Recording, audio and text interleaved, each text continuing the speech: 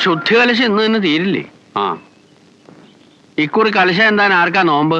നമ്മുടെ നമ്പീശനാ വ്രതമൊക്കെ തുടങ്ങി. ഓ, ആ കൂട്ടുകാരും പാട്ടുകാരും ഒക്കെ റിഹേഴ്സലൊക്കെ തകൃതിയായിട്ട് നടക്കുന്നുണ്ട്. അല്ല, ആളിങ് എത്തിയല്ലോ. എങ്ങോട്ടാ? പച്ചപ്പൊട്ട്. പച്ചപ്പൊട്ടോ? അശ്വതിക്ക് പച്ചപ്പൊട്ട് വേണമെന്ന് പോകട്ടെ. അയ്യോ, എടോ, വാവ് അടുക്കാറായിന്ന് തോന്നുന്നുണ്ട്.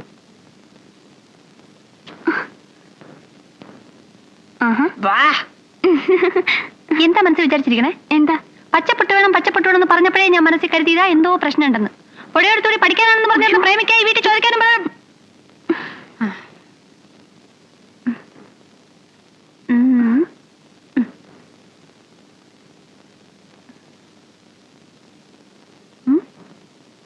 പൊട്ട് തന്നിട്ടേ പോവുള്ളൂ കേട്ടോ. ഇപ്പൊ വരാം.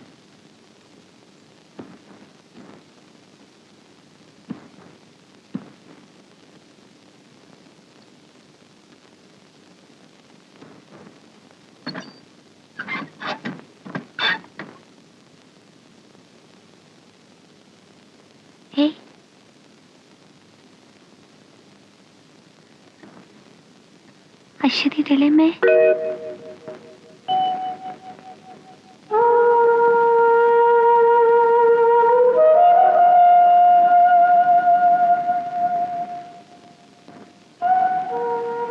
അകത്തേക്ക് വന്നോട്ടെ.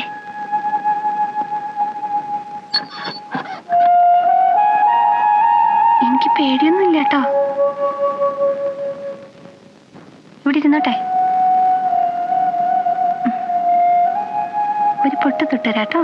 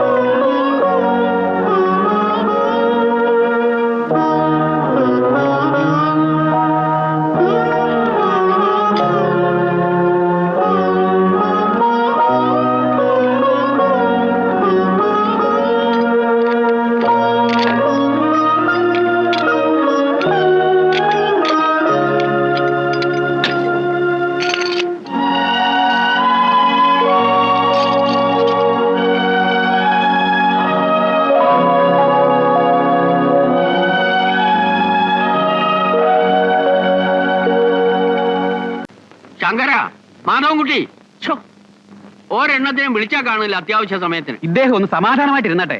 4 ഭാഗത്തേക്ക് ഞാൻ ആളിനെ വിട്ടിട്ടുണ്ട്.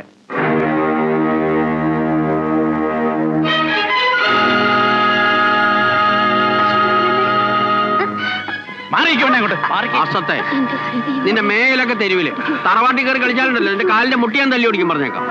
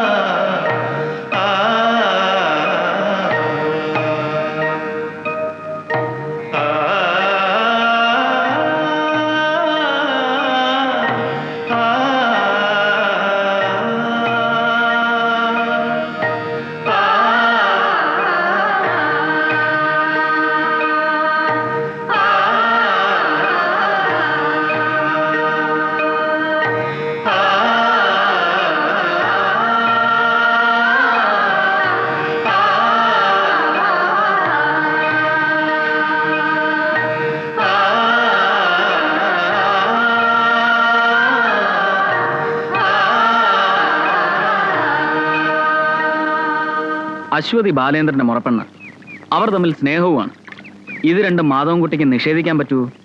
എന്ന് വെച്ച് ഇപ്പോഴത്തെ സാഹചര്യത്തിൽ ഇതെങ്ങനെയാ നടക്കുക? മാധവൻകുട്ടി സ്നേഹിച്ചു പോയതിന്റെ ദുരന്ത കഥയൊന്ന് തറവാട്ടിൽ തന്നെ ചങ്ങലയിൽ കിടക്കല്ലേ ശ്രീദേവി ഇളയമ്മ? എന്റെ കാര്യം വിടുക. വിചാരിക്കുന്നുണ്ടോ ഈ ഒരു ബന്ധത്തിനായി ഇത്രയും കാലത്തെ കുടിപ്പകയൊക്കെ അങ്ങോട്ട് തീരുമെന്ന്? കുടിപ്പക പോറ്റി ആർക്കാദ്യം പ്രസാദം കൊടുക്കണം, പോസ്റ്റ്മാൻ ഏത് തറവാട്ടിൽ ആദ്യം കത്തിടണം എന്നൊക്കെ പറഞ്ഞ് തർക്കിക്കാൻ വേണ്ടി വലിയ കാര്യങ്ങൾ എത്രയോ വേറെ കിടക്കുന്നു. അതിനെക്കുറിച്ച് ആർക്കും അന്വേഷിക്കണ്ട. ക്ഷേത്രക്കുളത്തിൽ നിന്ന് ഒരു അസ്ഥികൂടം കിട്ടി. ആരുടെ? മാധവൻകുട്ടി അന്വേഷിച്ചോ? ബാലേന്ദ്രനോ? അതിപ്പോ അത്രയ്ക്കൊന്നും കാര്യമെടുക്കണ്ടെന്നാ അമ്മാമ പറയണത്. പുല്ലെറുക്കാൻ വന്നവന്റെയും മൊന്തമോട്ടിക്കാൻ വന്നവന്റെയും തലയ്ക്ക് വെച്ച് ഒരുതരം പഞ്ചതന്ത്ര കഥയുണ്ടാക്കി ചിലരൊക്കെ പറഞ്ഞു കേട്ടു. അതൊന്നും ഞാൻ വിശ്വസിച്ചിട്ടില്ല. അത്രയെങ്കിലും തോന്നി തുടങ്ങിയത് നന്ന്. ജയദേവട്ടൻ പറയണത് കേട്ടിട്ട് എന്തൊക്കെയോ അറിയാവുന്ന പോലാണല്ലോ. കുറെയൊക്കെ അറിയാം, ചിലതൊക്കെ ഊഹാണ്. തെളിയും. അങ്ങൊന്നും കൊണ്ടും വിഷമിക്കണ്ട. കഥ പറയാൻ വന്ന ചെക്കൻ പറഞ്ഞിട്ട് വന്ന വഴിക്കങ്ങ് പോകും. അധികം വിളയാന്ന് വെച്ചാ ആളില്ലേ നമുക്ക്? കഥാപ്രസംഗക്കാരനല്ല, ആ നൃത്തക്കാരിയും സംഘവുമാണ് ഇപ്പോൾ എൻ്റെ പ്രശ്നം. എത്ര പേരുണ്ട് അവരുടെ സംഘത്തിൽ? 6. ആ പെണ്ണിനെയും കുട്ടി 6 പേരാ. പക്ഷെ 5 പേരിലേ പുറത്ത് കണ്ടിട്ടുള്ളൂ. 6-മത്തെ ആൾ ആ പെണ്ണിന്റെ തള്ളയാ. എത്ര പ്രായം വരും? ഒരിക്കൽ അകലെ കൂട്ടി ഒന്ന് കണ്ടതാ. ഒരു 10-55 വയസ്സ് പ്രായം കണ്ടേക്കും. പുറത്തൊന്നും അവരങ്ങനെ വരാറില്ല അല്ലേ? ശ്രദ്ധിച്ചോളുക, ചില അസാന്നിധ്യങ്ങൾ അർത്ഥവത്താണെന്ന് വരാം, പ്രത്യേകിച്ച് നമ്മുടെ കാര്യത്തിൽ.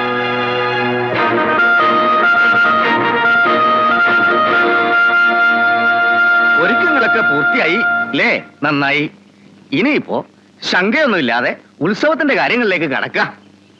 മീനം 1 കലശമെഴുന്നള്ളിപ്പ്, 3-ാം നാൾ കൊടിയേറ്റം. ചടങ്ങുകളൊക്കെ ആചാരമുറപ്രകാരം തന്നെ വേണം. എന്തൊരു വിചിത്രമായ ആചാരങ്ങളൊക്കെ എവിടെ? എന്തായി കലശെഴുന്നള്ളിപ്പ്? ദേവിയെ ആവാഹിച്ച കലശം ക്ഷേത്രത്തിലേക്ക് എഴുന്നള്ളിക്കുന്നത് മേലേടത്ത് ഉത്സവത്തിലെ ഏറ്റവും പ്രധാന ചടങ്ങ്. നവധാന്യങ്ങൾ നിറച്ച കലശം വ്രതം നോറ്റയാൾ മേലേടത്ത് തറവാട്ടിലെ തെക്കതിൽ നിന്ന് ഏറ്റുവാങ്ങും.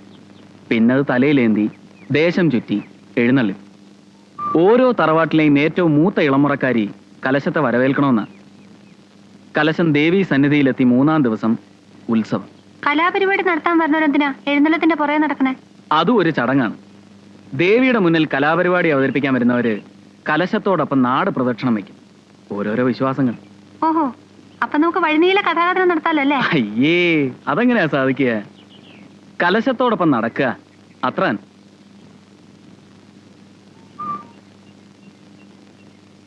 എവിടെയൊക്കെ തിരക്കി.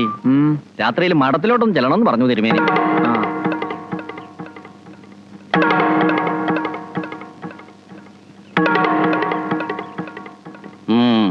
ശരിയപ്പോ.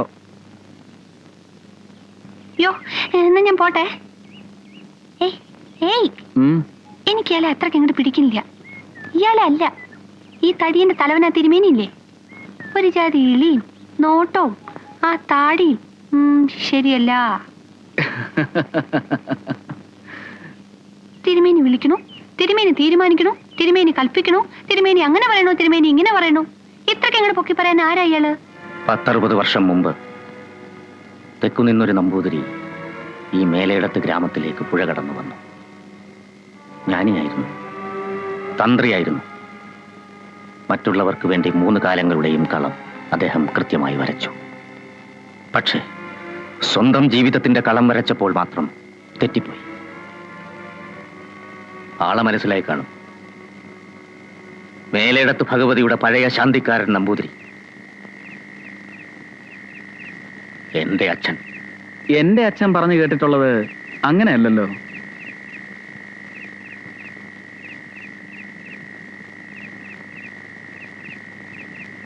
എന്താണാവോ? ശാന്തിക്കാരൻ തിരുമേനിയുടെ മകനല്ല നിങ്ങളെന്ന്. അങ്ങനെ ഒരു പ്രചരണം ഞാനും കേട്ടിട്ടുണ്ട്. അത് തന്നെ എനിക്ക് മുമ്പേ എൻ്റെ അച്ഛനും കേട്ടിരിക്കണം. അതുകൊണ്ടായിരിക്കാം ഞാൻ വയറ്റി കിടക്കുമ്പോൾ തന്നെ എൻ്റെ അമ്മയിട്ടേച്ച് അദ്ദേഹം എങ്ങോ പോയത്.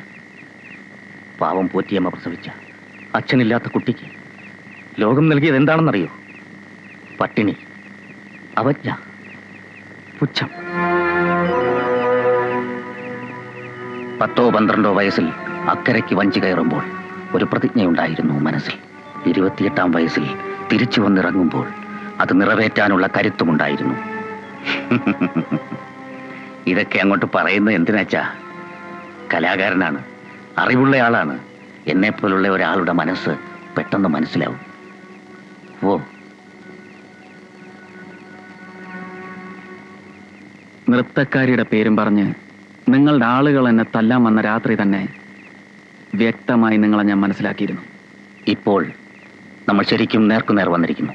ഈ ഒരു കൂടിക്കാഴ്ച എപ്പോൾ വേണമെങ്കിലും ഉണ്ടാകാമെന്ന് എനിക്കും അറിയായിരുന്നു. മനസ്സിലായി. ഓരോ ഉത്സവകാലത്തും പുതുതായി എന്തൊക്കെയോ അറിയാൻ നീ പുഴ കടന്നു വരുന്നത് ഈ മഠത്തിലിരുന്ന് ഞാൻ കാണുന്നുണ്ടായിരുന്നു. എനിക്കറിയേണ്ടത് എൻ്റെ അച്ഛൻ്റെ മരണത്തിന്റെ കാരണവും അതിന്റെ കാരണക്കാരെയുമാണ്. എത്രയോ വ്യക്തം. ഉത്സവരാത്രിയില് തറവാട്ടുകാരി ചേരി തിരിഞ്ഞ് പോരടിച്ചപ്പോ പക്ഷം പിടിക്കാൻ പോയ നിന്റെ അച്ഛൻ വെട്ടും കുത്തുമേറ്റ് വീഴുന്നത് ഞാൻ മാത്രമല്ല, എത്രയോ പേര് കണ്ടതാണ്. അങ്ങനെ ഒരു ഉത്തരം കൊണ്ട് കാര്യം തീരൂ.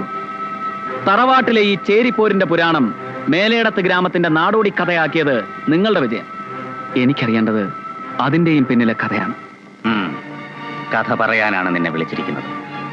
നന്നായി അത് പറഞ്ഞ് കൈ നിറയെ കാശും വാങ്ങി സന്തോഷമായിട്ട് മടങ്ങിപ്പോവാ. അല്ലാതെ നിഴലിന്റെയും നീന്തൽക്കുളത്തിന്റെയും ഒക്കെ ചരിത്രം അറിഞ്ഞേ പോകുമെന്ന് വെച്ചാ 10-20 കൊല്ലം മുമ്പുള്ള ഒരു രാത്രി വീണ്ടും ആവർത്തിച്ചെന്ന് വരും. വേണ്ട.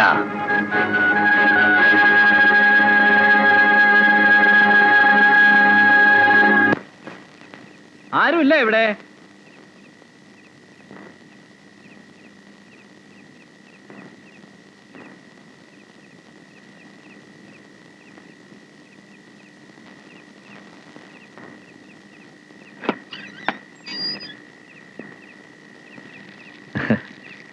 എല്ലാരും ഉറങ്ങി.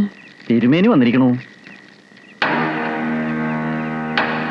ഉറങ്ങിയവരെ ഉണർത്തണ്ട. അമ്മയാണല്ലേ? കലാകാരി കുട്ടിക്ക് എന്നെക്കുറിച്ച് എന്തൊക്കെയോ അറിയണമെന്ന് കേട്ടു. രക്ഷകർത്താക്കൾ ആരെങ്കിലും ഉണ്ടെങ്കിലേ അവൾക്കറിയേണ്ടത് നിങ്ങളിലൂടെ ഒന്ന് അറിയിക്കാമെന്ന് കരുതി വന്നതാ. പകല് എന്നെ പോലൊരാള് ഇവിടെ വന്ന് കയറിയാലേ അതങ്ങോട്ട് ശരിയാവില്ലോ. അവള് കുട്ടിയാണ്. അറിവുകേടുണ്ടെന്തേലും പറഞ്ഞു പോയിട്ടുണ്ടെങ്കിൽ ഇദ്ദേഹം ക്ഷമിക്കുക. ആ കഥാപ്രസംഗക്കാരൻ ചെക്കനുമായിട്ടുള്ള കൂട്ട് അത്ര നല്ലതല്ല. അതവളോട് അവൾ കുട്ടിയാണെന്നല്ലേ പറഞ്ഞത്. കുട്ടിയെ പറഞ്ഞ് മനസ്സിലാക്കണം. അല്ലെങ്കിൽ ചിലപ്പോൾ ഞാൻ തന്നെ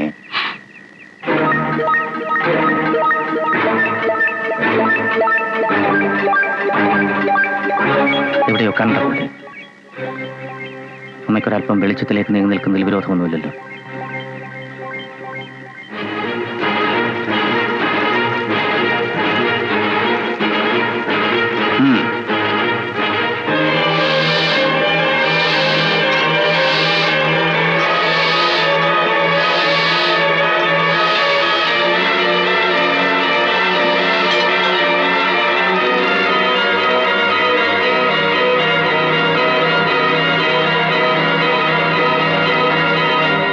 ശരി, പഴയ കത്തിയുടെ മൂർച്ച ഓർമ്മയുണ്ടല്ലോ. പുതിയ കത്തിക്ക് അതിനേക്കാൾ മൂർച്ച വേണം.